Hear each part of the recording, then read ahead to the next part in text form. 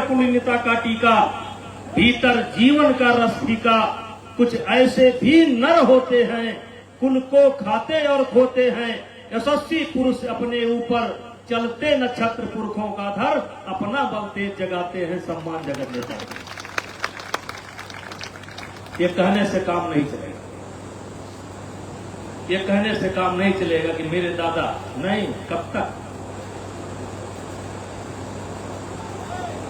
और भाइयों, किसी ने कहा कि दुनिया में कुछ भी असंभव नहीं है, सब संभव है। आज जो ब्रजभूषण सिंह ये आपके सामने खड़े हैं, जैसे राम के साथ हनुमान ने किया था, जैसे राम का साथ सुग्रीव ने दिया था, जैसे राम का साथ रास्ता सबरी ने दिखाने का काम किया था, वैसे ब्रजभूषण सिंह को अगर किसी ने रास्ता दिखाया है तो ये आप हैं, आपका अयोध्या जनपद है, आपका बैजनाथ जनपद। और मैं उस बात को आज भी मानता हूं कि आज मैं जो कुछ भी हूं उसमें आपका बहुत बड़ा सहयोग है। मेरे पूरे जीवन में जब कोई राम को याद करेगा तो हनुमान को याद करेगा, हनुमान को याद करेगा, सुग्रीव को याद करेगा, अंगद को याद करेगा। वैसे हमको भी कोई याद करेगा तो हनुमानगढ़ी को याद करेगा, अयोध्या को याद करेगा, देवेंद्र को याद करेगा, शिवचंद को याद करेगा, अमरजीत को याद करेगा, अनेकों नाम है, मिंटू सिंह को याद करेगा, अनिल सिंह को याद करेगा। लेकिन मेरे भाइयों, मैं एक चीज आपसे कहना चाहता हूं। मैंने बचपन में मेरे गुरु ने एक चीज सिखाई थी, मेरे गुरु ने मुझे एक चीज सिखाई थी। वैसे तो बहुत गुरु भी एक नहीं होते, अनेक होते हैं। समय पड़ने पर रिक्शावान भी गुरु हो जाता है, समय पड़ने पर रिक्शावान भी गुरु होता है, और समय पड़ने पर कुछ कुदाल चलाने वाला भी गुरु है। गुरु वही जो रास्ता दिखा दे, गुरु वही जो रास्ता दिखा दे। मेरे गुरु ने बताया था कि कभी गरीब और शरीफ की पगड़ी मत उछालना, कभी गरीब और शरीफ को तकलीफ मत देना, और गरीब और शरीफ को अगर भूल चूक से कोई गलती हो जाए तो माफी मांग लेना, और अगर वो नहीं मांगता है, नहीं माफी मांग सकते तो भगवान से माफी मांग करके प्रायश्चित कर लेना। हम लोगों का सब स्वरूप लोग जानते हैं, लेकिन इस स्वरूप को नहीं जानते कि हम लोग अंदर से कितने मोम हैं। भाइयों, हनुमान जी की एक चौपाई आती, हम कौन थे, क्या हो गए और क्या होंगे अभी, आओ मिलकर के विचारें ये समस्याएं सभी। यद्यप हमें इतिहास अपना प्राप्त पूरा है नहीं, फिर भी हम कौन थे ये भी अधूरा है नहीं।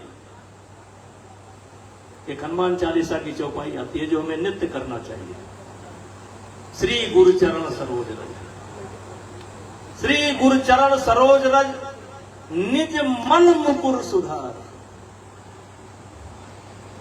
ये बड़ा गुड़ है, जितना आसानी से गाते हैं उतना आसान है नहीं। निज मन मुकुर सुधार, रोज अपने मन को बस में करने का अभ्यास डालना चाहिए। कहते हैं मन की गति सुधार लो बस हो गया भजन, मन की गति सुधार लो बस हो गया भजन। ये मन बड़ा चंचल है। आपको मालूम होना चाहिए कि एक दिन के अंदर एक व्यक्ति के अंदर 60,000 से लेकर के 70,000 विचार पैदा होते हैं। उसमें कुछ अच्छे विचार भी होते हैं, बुरे विचार भी होते हैं। एक दिन के अंदर एक व्यक्ति के अंदर 60,000 से लेकर के 70,000 विचार पैदा होते हैं। ये मन इतना और तेज है, और मन की इतनी गति है, और मन में हर प्रकार के विचार आते हैं। अच्छे विचार भी आते हैं, बुरे विचार भी आते हैं। तो गोस्वामी तुलसीदास जी ने लिखा है कि श्री गुरु चरण सरोज रज, निजमन मुकुर सुधार। है मेरे क्षत्रिय भाइयों, क्या अन्य समाज के लोग बैठे हैं, हम तो सबको लेकर चलने की बात करते हैं। कर्म के आधार जात पर का निर्धारण हुआ है। जन्म से कोई न क्षत्रिय है, न जन्म से कोई ब्राह्मण है, जन्म से न कोई शूद्र है। न जन्म से कोई व्यापारी है, सब कर्म के हिसाब से ये सिस्टम बना है। तो रोज हमें, जो मेरी बात को समझ रहे हैं, जितनी गलती आपको करना था आप कर चुके, काफी गलती कर चुके हैं, ऐसा नहीं कर चुके, लेकिन रोज हमें क्या करना चाहिए? रोज जैसे एक कलाकार मूर्ति बनाता है, तब जा करके दूर से उस मूर्ति के कमी ढूंढता है और कमी ढूंढ करके फिर उस मूर्ति को सही करता है, और तब जा करके वो मूर्ति बनती है, और तब जा करके वो पूजा भगवान का मंदिर की रूप रखी जाती है। हमें सबसे पहला कर्तव्य होना चाहिए कि रोज जैसे माली एक केवल महाराणा प्रताप महाराणा प्रताप महाराणा प्रताप सांगा सांगा कुछ नहीं होने वाला है। सांगा सांगा कहने से, राणा प्रताप कहने से कुछ नहीं होता है। अगर सांगा और राणा प्रताप के वंशज हम हैं, तो जैसे माली एक बगीचे से रोज खरपतवार निकालता है, एक किसान जैसे अपने धान के खेत से खरपतवार निकालता है, वैसे हमें अपने अवगुणों को रोज निकालना चाहिए। रोज निकालना चाहिए, रोज, एक रोज का काम नहीं, रोज निकालना चाहिए। रोज श्री गुरुचरण सरोज रज निज मन मुकुर सुधार, वरनऊ रघुपत विमल जस सोदायक फलचार, और बुद्धहीन तन जानिके सुमिरो पवन कुमार। बुद्धिहीन तन जानिके सुमिरो पवन कुमार, और बल बुद्ध विद्या दे हुई हरो कलेश विकार। हे हनुमान जी, हमें क्या दीजिए? हमें बल दीजिए। हे हनुमान जी, हमें क्या दीजिए? बुद्धि दीजिए। हे हनुमान जी, हमें क्या दीजिए? विद्या दीजिए। तो भैया, सिर पर कुलीनता का टीका, भीतर जीवन का रस फीका, कुछ ऐसे भी नर होते हैं कुल को खाते और खोते हैं। यशस्वी पुरुष अपने ऊपर चलता नक्षत्र पुरखों का धर, अपना बल तेज जगाता है सम्मान जगत में पाता है। तो हनुमान जी क्या दीजिए? बल। सबसे पहले क्या मांगा? बल। कोई यहां पर ऐसा नहीं है तक की गाड़ी ना खड़ी हो, सबके घर में है, सब देख लीजिए। किसी के घर में 10 लाख की गाड़ी है, किसी के घर में 20 लाख की गाड़ी है, किसी घर में 1 करोड़ की गाड़ी है, लेकिन एक्सरसाइज का एक भी सामान नहीं है।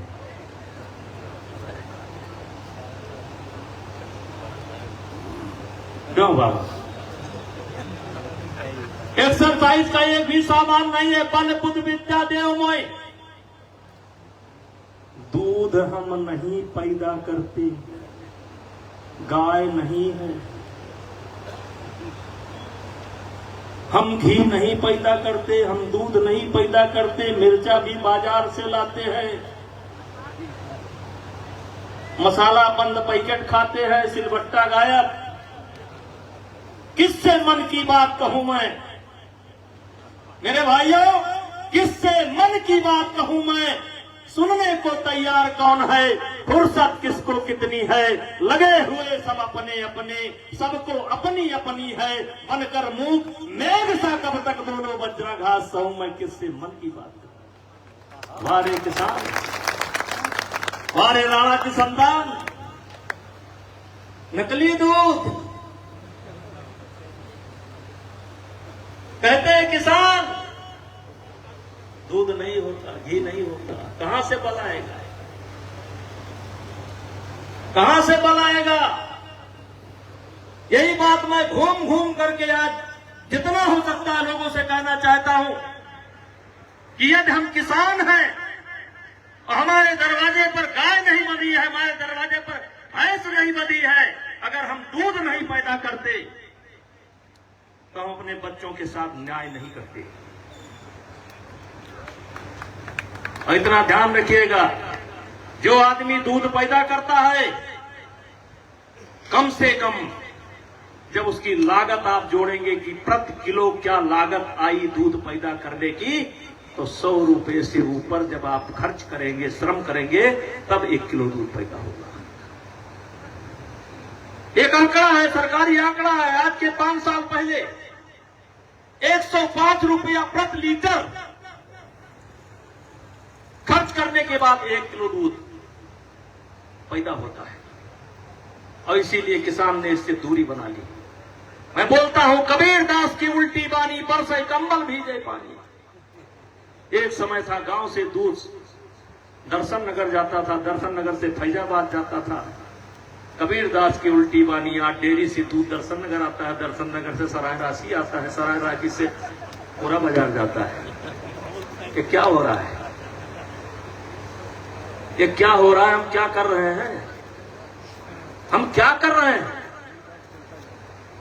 और इसलिए मेरे भाइयों, अगर बल आप चाहते हैं, बुद्धि चाहते हैं, क्योंकि स्वस्थ शरीर में ही स्वस्थ दिमाग का निवास होता है, स्वस्थ शरीर में ही स्वस्थ दिमाग का निवास होता है।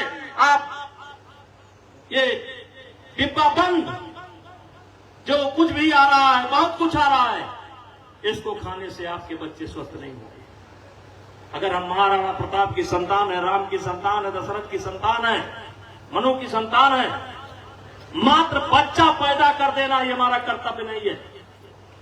मात्र बच्चा पैदा कर देना ही हमारा कर्तव्य नहीं है। बच्चे का एडमिशन करा देना ही हमारा कर्तव्य नहीं है। उसके कॉपी किताब की व्यवस्था करा देना ही हमारा कर्तव्य नहीं है। एक कहानी मैं अक्सर बोलता हूं। अभी गुजरात में मैंने कुछ दिन पहले बोला था, 2-3 दिन पहले। एक कोई चोर था, उसको आजीवन कारावास की सजा हो गई।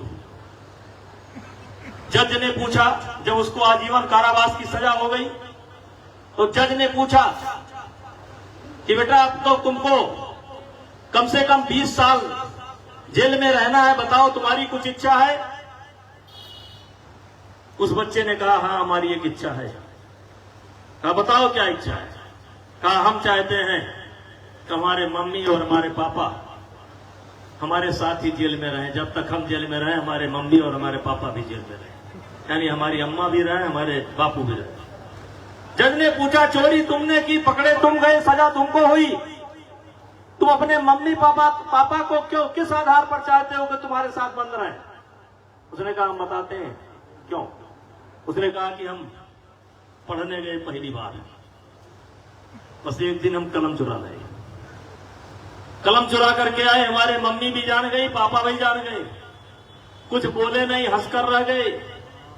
दूसरे दिन बस्ता चुरा लाए, फिर हंसकर रह गए। तीसरे दिन साइकिल चुरा लाए, फिर हंसकर रह गए। चौथे दिन मोटरसाइकिल लाए, फिर हंसकर रह गए।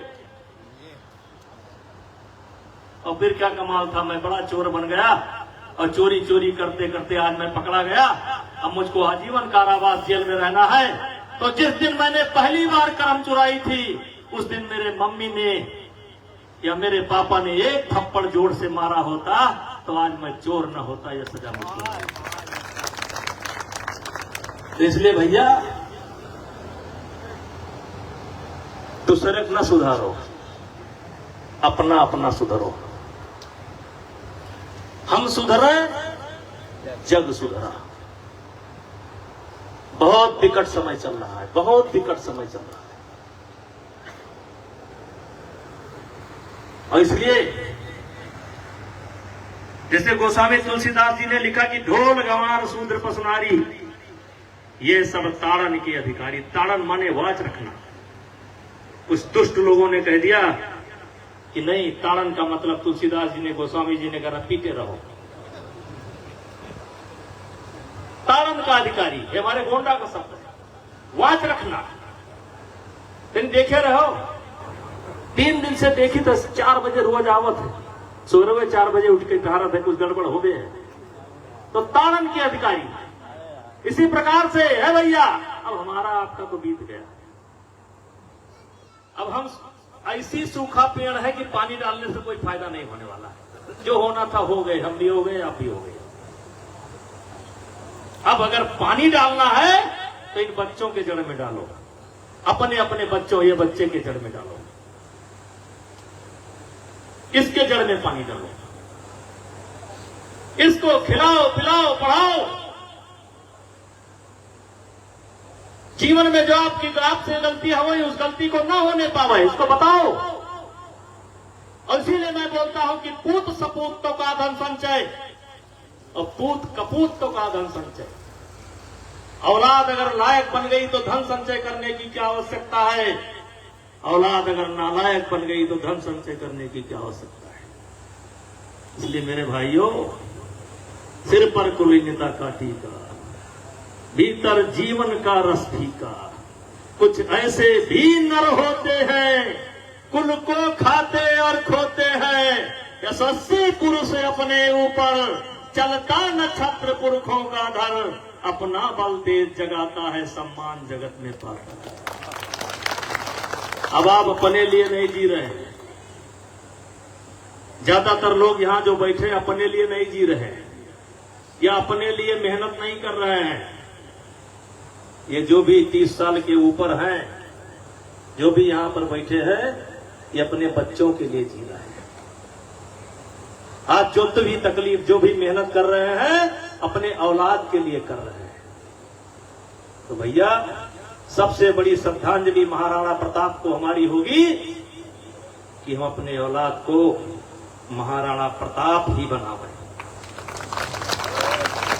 और नकली घी खाने से, नकली दूध पीने से कुछ नहीं होने वाला है। बल बुद्ध विद्या देव मोई हरों कलेश विकार। हम कौन थे, क्या हो गए और क्या होंगे अभी, ये हमारी दशा क्यों हुई? क्योंकि हमने शर्म किया। आज आप वही हैं, आज आप वही हैं जो कल आप सोचे थे। आज आप वही हैं जो कल आप सोचे थे। कल आप वही होंगे जो आप सोच रहे हैं। आज मैं वही हूं जो मैंने सोचा था, क्योंकि मैं जो सोचूंगा उसी के अनुसार मैं कर्म करूंगा। और जब मैं उसी के अनुसार कर्म करूंगा तो भगवान उसी के अनुसार हमको फल देगा।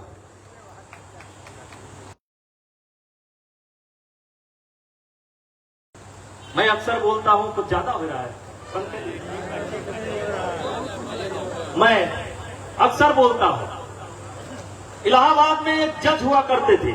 इलाहाबाद में एक जज थे जिनका नाम था अकबर इलाहाबादी, हाई कोर्ट के जस्टिस थे। वो कविता लिखते थे। उन्होंने एक बार एक कविता लिखी। वो रोज लिखते थे, लेकिन एक कविता है। उन्होंने अपना नाम रखा बुद्धू मियां। उन्होंने अपना नाम रखा बुद्धू मियां। उन्होंने कविता लिखी कि बुद्धू मियां पैदा हुए क्या कर गए। आप लोग अपने अपने मन में अपने बारे में सोचिएगा। उन्होंने कविता लिखी, बुद्धू मियां पैदा हुए क्या कर गए। अपने मन में अपना नाम लीजिए। ब्रजभूषण सिंह पैदा हुए क्या कर गए। फिर उत्तर लिखा, खाए पिए बच्चा पैदा किए और मर गए। वाह भाई वाह। 84 लाख प्रकार के जीव इस धरती पर, उसमें से हम एक, और वो भी सूर्यवंशी। और खाए पिए बच्चा पैदा किए और मर गए। ये काम कुकुर भी करता है,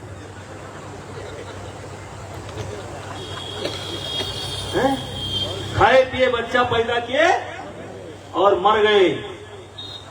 इसलिए मेरे भाइयों, विद्यार्थी जीवन में जब मैं बिश्नौरपुर छोड़ करके चला गया, पूरी कथा बताने की आवश्यकता नहीं है, बड़ा खराब समय था। उसी समय मुझे एक कविता मिल गई। वो कविता थी, लोग कविता पढ़ते हैं, कविता सुनते हैं, मैं कविता पर जिया हूं।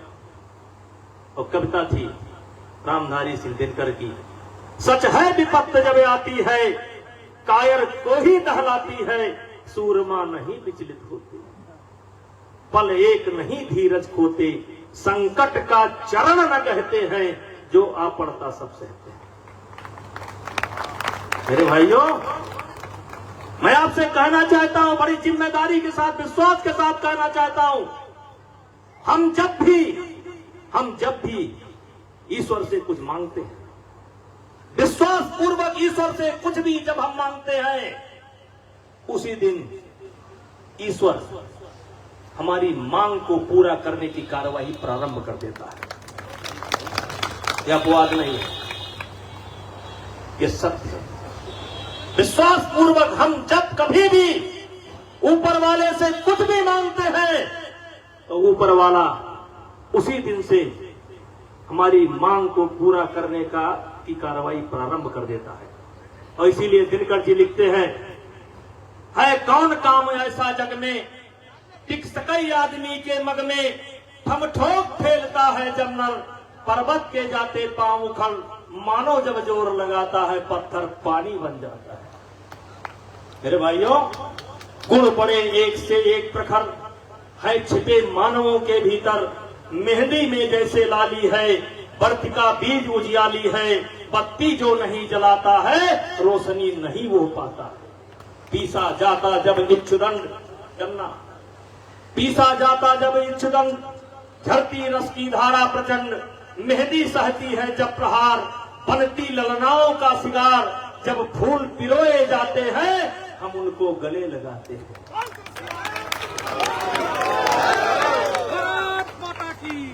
और दिनकर जी ने लिखा, वसुधा का नेता कौन हुआ, वसुधा का नेता कौन हुआ, भूखंड विजेता कौन हुआ, अतुलित यश क्रेता कौन हुआ, नव धर्म प्रणेता कौन हुआ, जिसने न कभी आराम किया, बिघ्नों में रहकर काम किया।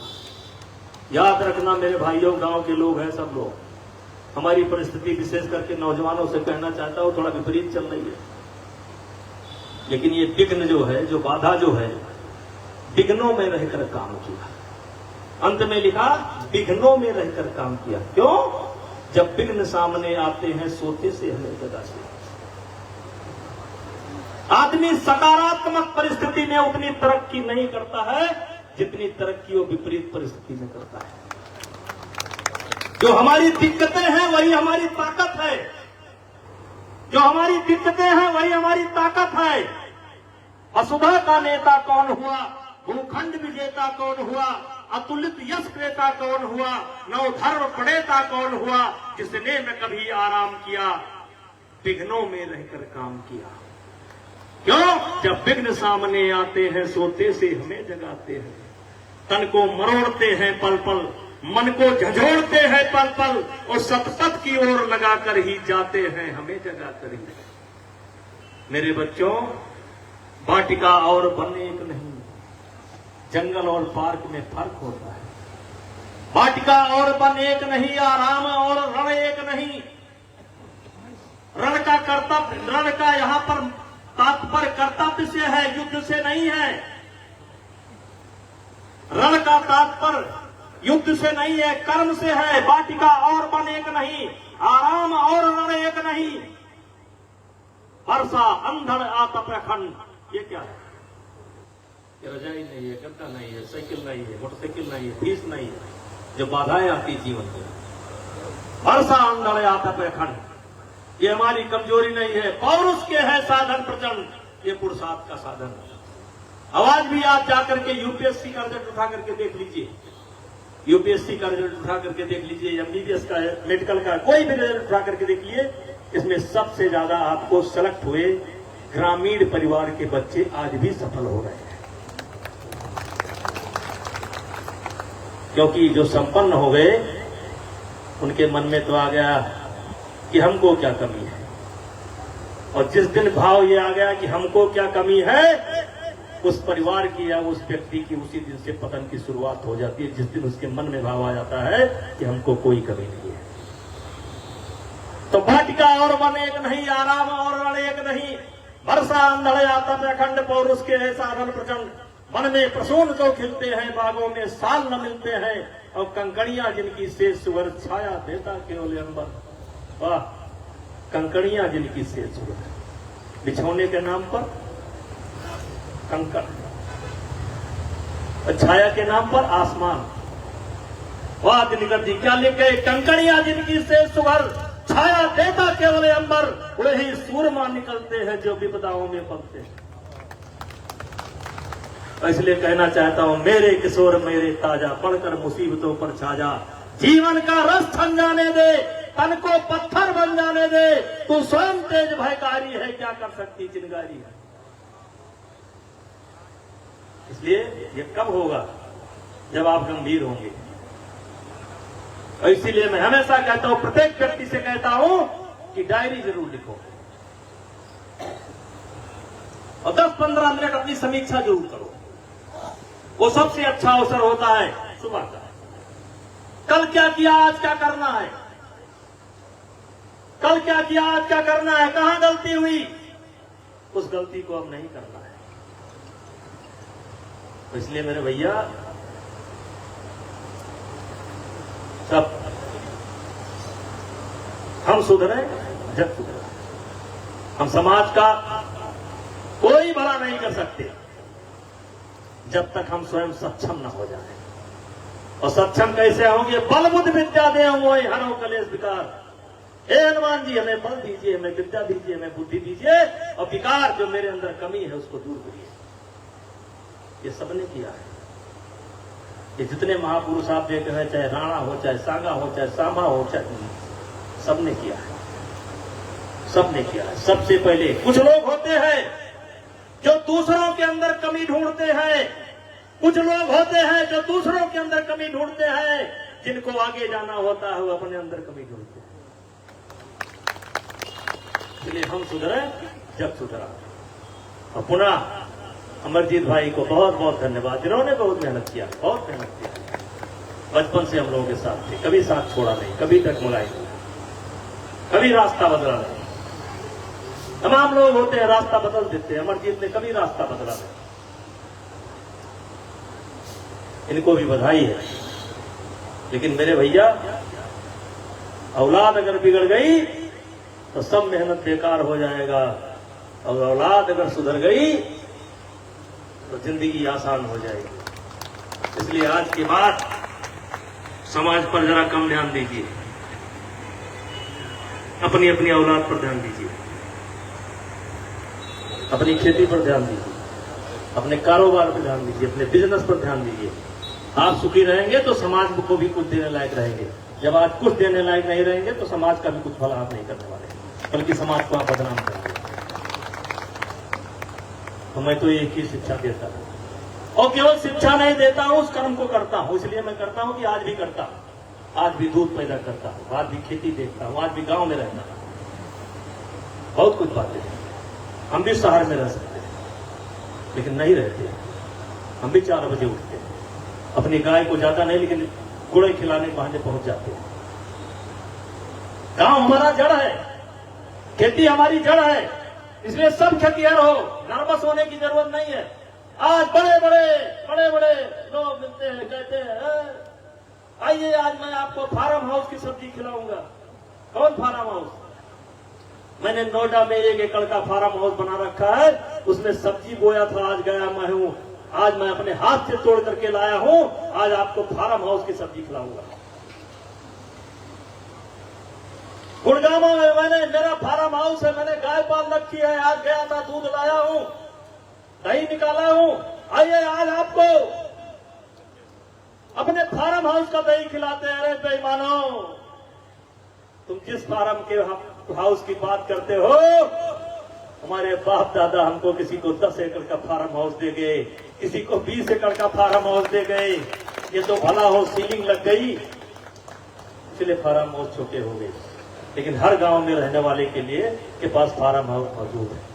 ये गाय पालना शर्म का विषय नहीं है, गर्व का विषय है। अपने खेत में जाना शर्म का विषय नहीं है, गर्व का विषय है। अपना गेहूं काटना शर्म का विषय नहीं है, गर्व का विषय है। आज के 4 साल पहले 1700 रुपए क्विंटल भूसा बिका, अभी तो 700-800। 60 रुपया 70 रुपए क्विंटल मजदूरी देते हैं, गन्ना छिलाई। चलो भाई, कोई सर्विस करता है तो नहीं छिल सकता, कोई बात नहीं।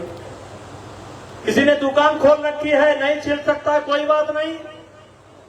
कोई बच्चा पढ़ने जाता है, नहीं छिल सकता, कोई बात नहीं। दिन भर चौराहे बैठ करके बिंच तोड़ रहे हो, दुकानदार चाहता है कब उठकर भाग जाए, अब आप भी गन्ना छिला रहे हो। याद रखना, ये शरीर, ये शरीर, इससे आप जितना काम लेंगे ये शरीर आपको उतना सुख देगा। इस शरीर से जितना काम आप लेंगे ये शरीर आपको सुख देगा, और इस शरीर को जितना आराम आप देंगे ये शरीर आपको तकलीफ देगा।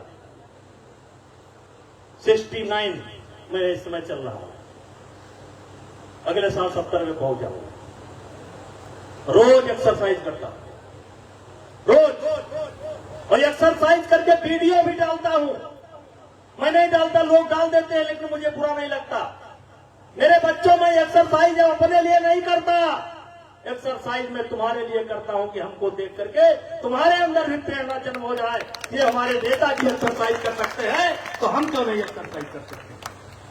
गाय को गुड़ मैं इसलिए नहीं खिलाता कि मेरे खिलाने से गाय मोटी हो जाएगी।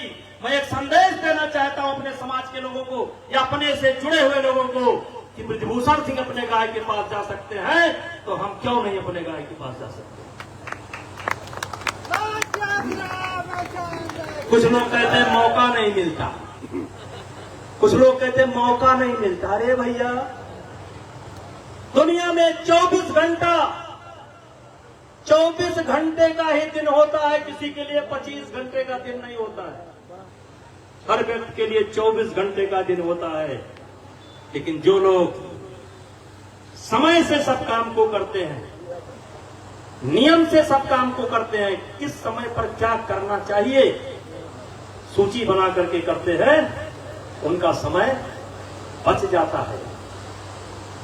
इसलिए समय को पहचानो, और समय की मांग है क्षत्रिय समाज, सुधर जाओ, सुधर जाओ, बड़ा खतरा है।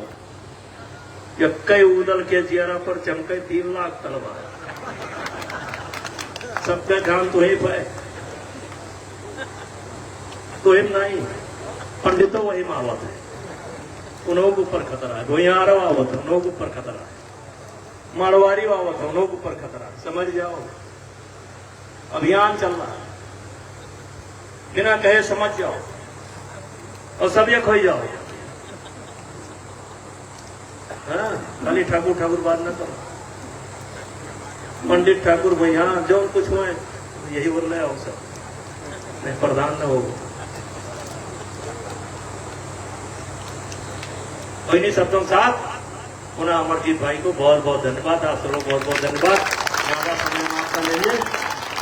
और भारत माता की, बोलो बजरंगबली की, बोलो बजरंगबली की, जय श्री राम। कहा कम, समझना ज्यादा, और ये समझ में कैसे